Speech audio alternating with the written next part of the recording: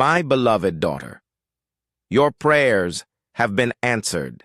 You shall give birth to twins, two strong boys who will bring greatness to your kingdom. They will be born with dreadlocks, a sign of their strength. But know this, one of them, the younger twin, will be stronger than the other. His power will come from his hair. If his locks are ever cut, he will lose all his strength. You must protect him at all costs. Once upon a time, in the great Kakapo Kingdom, there lived a powerful and handsome king named King Obi and his beautiful wife, Queen Adah. They ruled over the land with wisdom and kindness, but despite all their wealth, all their power, and all their glory, they had one thing missing: a child. For many years, the king and queen tried everything. They visited the best healers, offered sacrifices to the gods, and even traveled to faraway lands searching for a cure to their barrenness. But nothing worked. Their palace remained silent, with no sound of a child's laughter. The people of Kakapo Kingdom began to whisper. Some said the gods had cursed the royal couple. Others believed that the queen was not destined to be a mother. Every day, Queen Adah cried herself to sleep, wishing and praying for a child to call her own. One fateful day, after another sleepless night filled with tears, Queen Adah decided to take matters into her own hands. She wrapped herself in a simple cloth and left the palace before dawn, heading straight to the great river of life. There, it was said, the mighty river goddess, Mamora, listened to the cries of barren women. She knelt by the river bank, her hands trembling as she scooped the cool water into her palms. "Oh, great mother of the waters," she cried, "have mercy on me. Bless me with a child, so that my home may be filled with joy." The river suddenly became still, as if time had stopped. Then, out of the depths, a beautiful woman with long flowing hair and skin that shone like the moon emerged from the water. It was Mamora, the river goddess, queen of Kakapo. Mamora spoke in a voice that was both gentle and powerful. "Your prayers have been heard. You shall give birth to twins, two strong boys who will bring greatness to your kingdom." Queen Adah gasped in joy, her hands clutched to her chest. "Thank you, great goddess, thank you!" But Mamora raised a hand to silence her. "Listen carefully, woman," the goddess continued. "These boys will be special. They will be born with dreadlocks, a sign of their strength.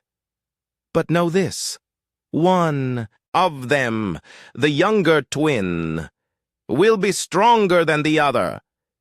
His power will come from his hair. If his locks are ever cut, he will lose all his strength. You must protect him at all costs." The queen nodded quickly, her heart pounding. She promised to do as she was told.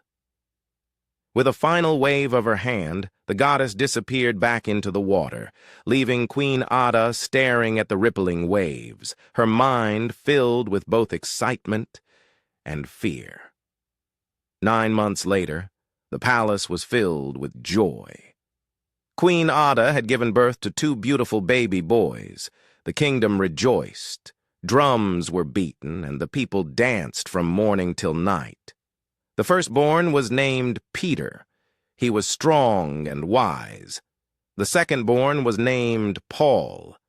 He had an air of mystery about him, and even as a baby there was something different about him. Unlike his brother, his cries were loud and powerful, shaking the very walls of the palace. His tiny fists were always clenched, and his eyes burned with an unusual fire. And just as the river goddess had said, both boys were born with thick dreadlocks covering their heads. King Obi and Queen Adah remembered the warning. Paul's hair must never be cut. As the twins grew, it became clear that they were no ordinary children.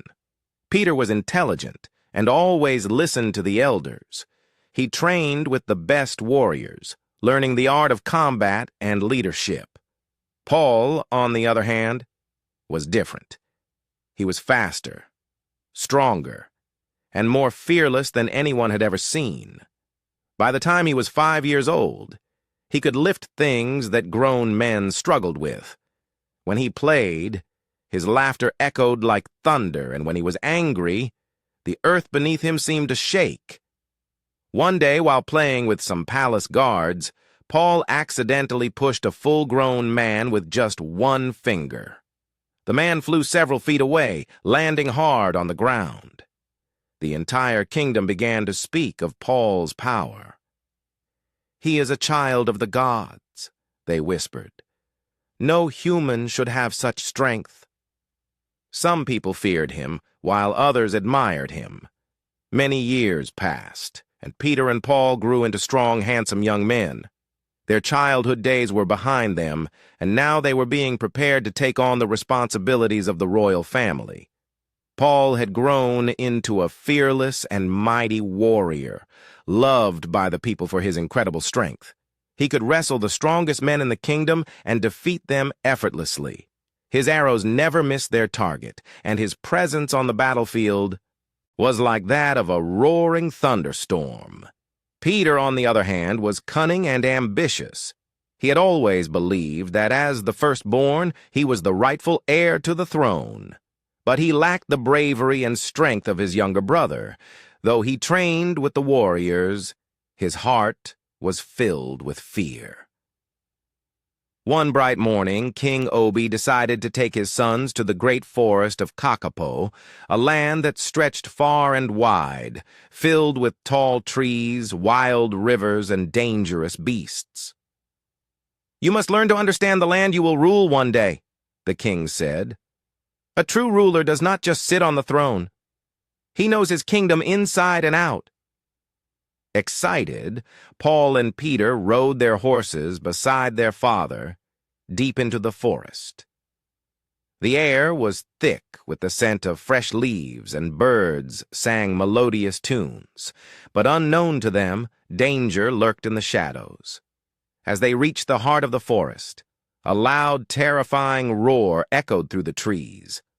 The horses neighed in fear, their eyes wide with terror. Before they could react, a massive lion, as big as a buffalo, leaped out of the bushes, its sharp teeth glistening in the sunlight. "A lion!" the king shouted, reaching for his sword. But before the king could do anything, Peter let out a scream and took off running, his feet kicking up dust as he disappeared into the forest. He ran faster than the wind, leaving his father and brother behind. But Paul stood his ground. His heart pounded, but he did not move. His hands clenched into fists, and he took a deep breath, staring directly into the lion's fierce eyes. "Come and fight me!" Paul bellowed, pounding his chest. The lion roared and charged at him. Paul did not run. Instead, he picked up a thick tree branch lying on the ground and swung it with all his might. Crack! The branch hit the lion's head, but the beast only staggered back for a moment before roaring again. It pounced, its sharp claws aiming straight for Paul's chest, but Paul was faster. He rolled to the side and grabbed the lion by the mane. Using his incredible strength, he lifted the mighty beast off the ground. King Obi watched in shock as Paul twisted the lion's neck with all his power. With a final snap, the lion fell to the ground dead. The forest was silent. Paul wiped the sweat from his forehead and looked at his father. "Are you hurt, father?" he asked, breathing heavily. King Obi shook his head in amazement. "No, my son," he said, placing a proud hand on Paul's shoulder. "You have done what no ordinary man could do. You are truly a gift from the gods." Paul smiled humbly, but deep inside, he knew this was just the beginning of his destiny. Meanwhile, Peter had reached the palace. His heart was still pounding from the run, and his clothes were covered in dust. He burst into the throne room, where Queen Adah sat discussing matters with the palace elders. "Mother! Mother!" Peter cried, fake tears rolling down his cheeks. Queen Adah's eyes widened in fear. "What is it, my son?" she asked, rushing to hold him. Peter fell to the floor, pretending to sob. "It's Father and Paul. They're dead. A lion attacked us in the forest. I tried to help, but they were too far gone." The queen let out a piercing scream, clutching her chest. "No! My husband! My son!" she cried, tears pouring down her face. Peter knelt beside her, pretending to console her. "Mother, do not cry. Now that Father is gone, I will be king. I will take care of you," he whispered. Just then, the palace gates burst open. King Obi and Paul walked in, completely unharmed. Gasps filled the room. Queen Adah turned and saw them standing there, the king looking confused. The queen froze, her eyes darting between her husband and Peter. "What is going on here?" she asked, her voice trembling. King Obi frowned. "Peter, my son, what lies have you been telling your mother?" he demanded. Peter's face went pale, but he quickly forced a smile. "Father, you are alive. I was just scared. I thought you were dead," he stammered. But the queen was no fool. She turned to her husband. "Tell me what really happened," she said. The king narrated everything. How Peter ran away in fear, leaving them behind, and how Paul killed the lion with his bare hands. Queen Adah's face darkened with anger. "So, Peter, you ran away and left your father and brother to die, then came here and claimed you will be king soon?" she asked coldly. Peter gulped. He tried to speak, but the anger in his mother's eyes silenced him. King Obi stepped forward, shaking his head in disappointment. "You have brought shame upon this family, Peter. A leader must be brave, not a coward who lies to take power," he said. Peter dropped to his knees, pretending to be remorseful. "Forgive me, Father. I was just afraid. It will never happen again," he pleaded. King Obi sighed. "You are my son, and I will forgive you. But I have seen the truth today," he said. The people of the kingdom celebrated Paul as the strongest warrior to ever live. They cheered his name in the streets, calling him Paul the Lion Slayer to honor his courage. King Obi declared that after him, Paul would be the next ruler of Kakapo Kingdom. He also named him second in command, giving him power over the army and the kingdom's affairs. That night, as the kingdom rejoiced, Peter sat in his chambers, boiling with rage. "How dare they praise Paul and not me?" he muttered, clenching his fists. His hatred for Paul grew even stronger, but now it was not just Paul he despised. He also hated his own father. "If Father is dead, I will be king. I must find a way to take the throne, even if it means destroying them both." With darkness in his heart, Peter began to plot. Then an idea came to him: the dark arts. He had heard whispers in the marketplace about a powerful native doctor, Babao, a man who lived deep in the forbidden forest. It was said that his magic was feared by all, but he did not meddle in royal affairs. "He will help me," Peter murmured. "For the right price. He will give me the power to destroy Paul and take the throne." Without wasting time, he grabbed his cloak, covered his face, and slipped out of the palace under the cover of darkness.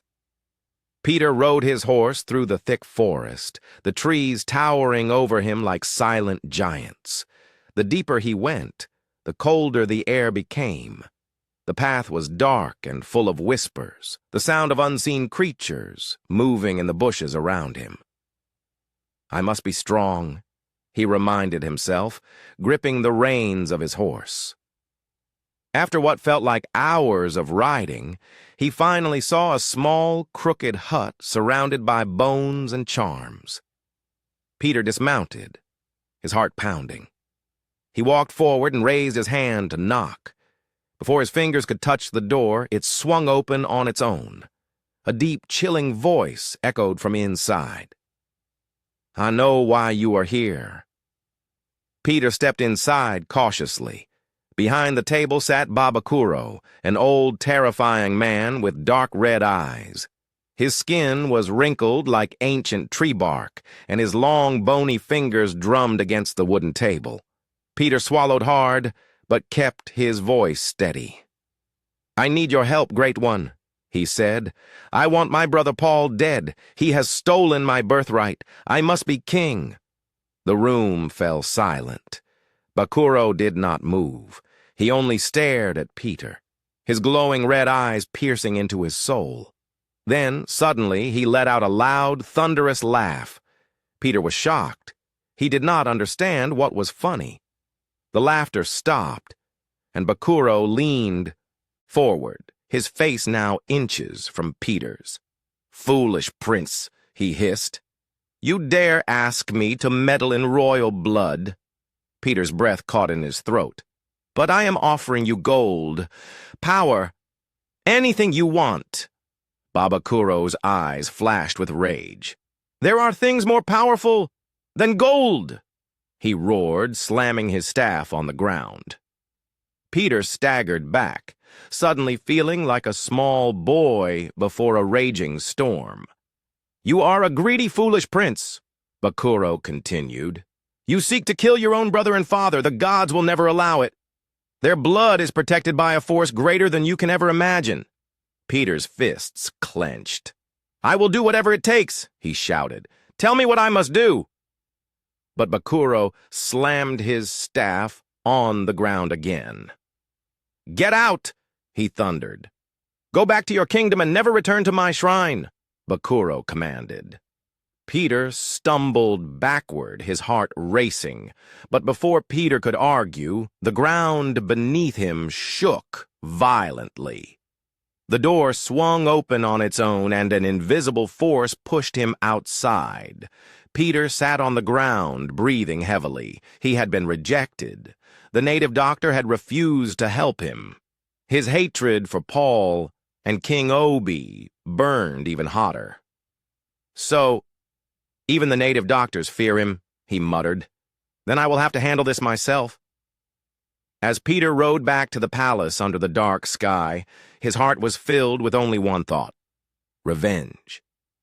If the gods and the sorcerers will not help me, then I will find another way, he vowed. I will have to be smart. I will have to be patient. Paul must fall first, then father, then the throne will be mine. But how? A wicked smile crept across Peter's face. I will make him weak. I will strike where it hurts the most. 4 days passed, but Peter's heart was still filled with anger. He could not eat. He could not sleep. Every time he closed his eyes, he saw Paul standing beside their father, the great King Obi, while the people cheered his name. Paul, the lion slayer.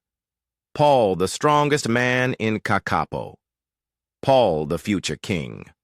Their voices rang in Peter's ears like the sound of thunder before a great storm. "What about me?" Peter growled to himself. "Am I not the firstborn? Am I not supposed to be the next king?" The more he thought about it, the angrier he became. I must find out where Paul gets his strength. What makes him so powerful? The next morning, Peter went to Paul's room, his mind filled with wicked thoughts. Paul was sitting on a wooden stool, sharpening his sword.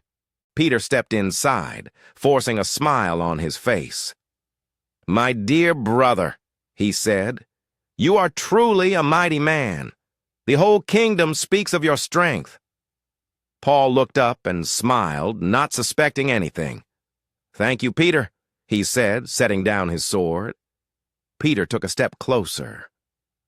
"But tell me, brother," he said in a low voice, "where do you get your strength?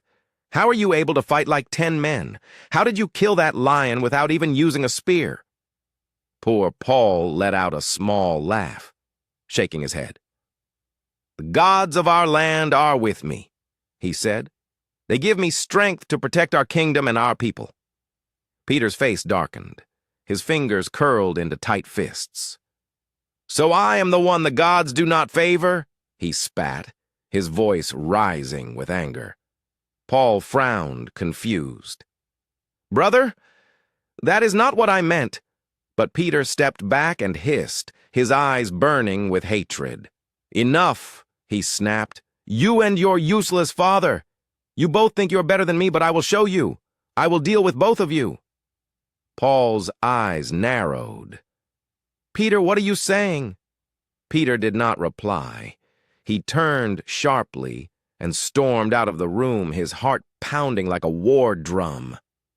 After the tense encounter in his room, Paul could not shake off the strange feeling in his heart. His brother's words troubled him deeply, the anger in Peter's voice, the hatred in his eyes. It was not normal. Unable to keep the thoughts to himself, Paul decided to speak to his father. He walked straight to King Obi's royal chamber, where the king sat on his throne reading ancient scrolls. As soon as Paul entered, the king looked up. "My son! What troubles you?" he asked, setting aside the scrolls. Paul bowed his head slightly before stepping forward. "Father, I am worried about Peter. Today he came to me asking where my strength comes from. When I told him that the gods of our land are with me, he became angry.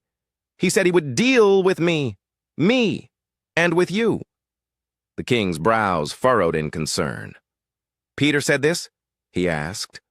Paul nodded. King Obi let out a deep sigh and leaned forward. "Paul, there is something you must know," he said in a low voice. Paul listened carefully as his father continued. "Your strength does not come from ordinary power. Your hair is the source of your strength. As long as your dreadlocks remain untouched, you will be stronger than any man in this kingdom. Your hair must never be cut. If it is, you will lose all your strength." Paul's eyes widened in shock. "My hair," he repeated, touching the thick dreadlocks on his head. "But father, Peter has the same hair as mine. Why is mine different?" King Obi placed a strong hand on his son's shoulder. "Because, my son, you were chosen by the gods. You were ordained before you were born to be the protector of this kingdom. You are special, Paul. That is why no man can defeat you." Paul felt a mix of emotions, pride, confusion, and fear. "So if my hair is cut, I will become weak?" he asked. The king nodded. "Yes, my son. That is why you must be careful. Never let anyone touch your hair." But neither of them knew that Peter was standing outside the chamber, listening to every word. When he heard that Paul's strength was in his hair, his heart leaped with joy. "So, that is the secret," he whispered to himself, his lips curled into a wicked smile. As a plan began to form in his mind, "If I can cut Paul's hair, he will become weak," he thought, his eyes gleaming with evil excitement. "And once he is weak, I will destroy him. Then I will deal with father. The throne will be mine." Peter could barely contain his excitement and wicked joy. He turned quickly and rushed back to his room, his heart pounding with anticipation. As soon as he stepped inside, he locked the door and began pacing back and forth, thinking deeply. "How do I do it? Paul is always on guard. Father has warned him. He will not allow anyone near his hair." He stopped and rubbed his chin, deep in thought. I cannot fight him. I cannot force him. But maybe there is another way. A way to make him trust me. Then an idea struck him like lightning. A dark, evil grin spread across his face. Yes, he murmured, his eyes glowing with wickedness. I will not rush. I will be patient. I will pretend to love him. I will make him trust me again, and when the time is right, I will strike. Peter laughed softly, a laugh full of evil and deceit. Your days of being the strongest are over, Paul. I will cut off your smelly hair, and you will be nothing. Then I will be the ruler of Kakapo Kingdom. The next morning, Peter could no longer hold in his anger. His father's words to Paul the night before kept ringing in his head. You were chosen by the gods. Your hair is your strength. You are special, Paul. Each word felt like a spear to Peter's chest. And what about me? He muttered to himself as he paced around his room, his fists clenched tightly. Am I not also a son of King Obi? Am I not the firstborn? Why does he treat me like I am nothing? His hatred boiled inside him like hot water in a clay pot. I will not keep quiet anymore. Today, I will ask him directly. Without thinking twice, Peter stormed out of his chambers and marched straight to the royal hall, where King Obi sat on his golden throne. King Obi was busy discussing important matters with his council when Peter barged into the throne room without warning. The elders turned in shock, their eyes widening at Peter's disrespectful entrance. But Peter did not care. Father, we need to talk, he said, his voice filled with anger and frustration. King Obi looked up, his eyes calm but firm. Peter, my son, what is the meaning of this? He asked. Peter walked forward, his hands shaking with rage. Why do you hate me so much, Father? He asked. Why do you love Paul more than me? Why do you treat me like I am nothing? I am your first son, yet you made Paul second in command instead of me. Am I not supposed to be the next king? The room fell silent. The council members looked at each other, sensing the tension in the air. King Obi took a deep breath and stood up from his throne. Peter, my son, he said in a calm but firm voice. You do not understand what it takes to be a king. Peter's eyes burned with fury. What do you mean? I am your firstborn. That alone is enough. King Obi shook his head. No, Peter. Being the firstborn does not make you a leader. A king must be strong, wise, and selfless. A king must be ready to defend his people. A king must rule with justice and wisdom. And you, my son, you lack all these things. Peter staggered back, his heart pounding with shock and rage. What are you saying, Father? He asked. King Obi stepped closer to his son, his eyes filled with both disappointment and sadness. Peter, let me tell you why I did not make you my second in command, he said. 1, you are reckless. You act without thinking. You do not consider the consequences of your actions. Peter's chest rose and fell with anger, but the king continued. 2, you are careless. You do not take responsibility for your duties. You do not think about the future of this kingdom. 3, you waste money. You spend gold on useless things. You throw feasts when there is nothing to celebrate. You do not know how to manage the wealth of this kingdom. 4, you love women too much. Instead of preparing yourself for the throne, you chase after pleasure. A true king must have discipline, but you have none. Peter's jaw tightened. His lips pressed together in fury. But the king's next words cut him the deepest. 5, you do not have the strength to defend this land. You are always fearful. You ran away when the lion attacked us in the forest, leaving me and your brother behind. How can a coward rule a kingdom?" Peter's entire body stiffened. His heart pounded in his chest like a war drum. The king looked him straight in the eye. "Peter, my son, these are the reasons why I do not need you as my successor." The words felt like a slap across Peter's face. His pride shattered. His ego burned like fire. His hands trembled with fury. Peter took a step back, his eyes filled with pure rage. "So that is it?" he spat, his voice shaking. "You have already chosen Paul over me. You have already decided that I am useless." King Obi sighed. "Peter, you can change if you learn from your mistakes. You can become a better man. But right now you are not ready to be king." Peter felt something snap inside him. "Then I don't need you either, father," he whispered, his voice dripping with venom. "You are not my father anymore. I will take the throne, whether you want it or not." And with that, he spun on his heels and stormed out of the throne room, his face twisted with anger and vengeance. The elders whispered amongst themselves, shocked by Peter's words. King Obi watched his son leave, a deep sorrow filling his heart. "May the gods protect him from himself," he muttered. Peter rushed back to his room, his mind spinning with dark thoughts. His father had humiliated him in front of the elders. His father had chosen Paul over him. His father had called him a coward. "I will show him!" Peter screamed. "I will show them all! I will take the throne by force!" Peter couldn't let go of his anger. He had tried everything, yet Paul still stood strong, and their father had humiliated him.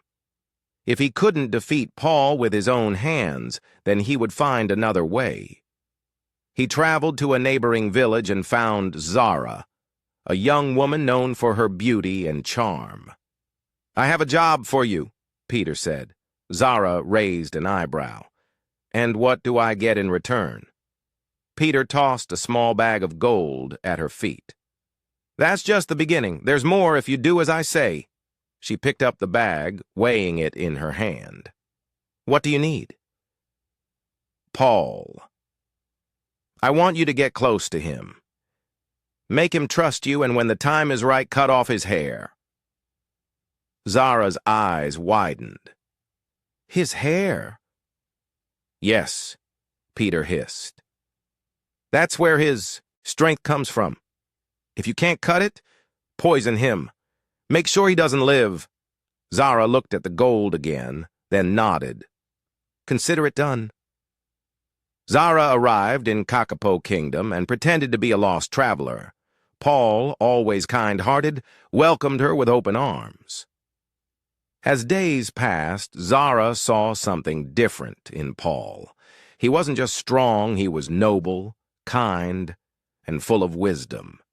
He treated everyone with respect, even the lowest servant. For the first time in her life, Zara felt something real. She couldn't go through with it. One evening, she went to Paul and knelt before him. "I have something to tell you," she said, her voice shaking. Paul frowned. "What is it?" Zara took a deep breath. "Peter sent me. He paid me to cut your hair or poison you if that failed."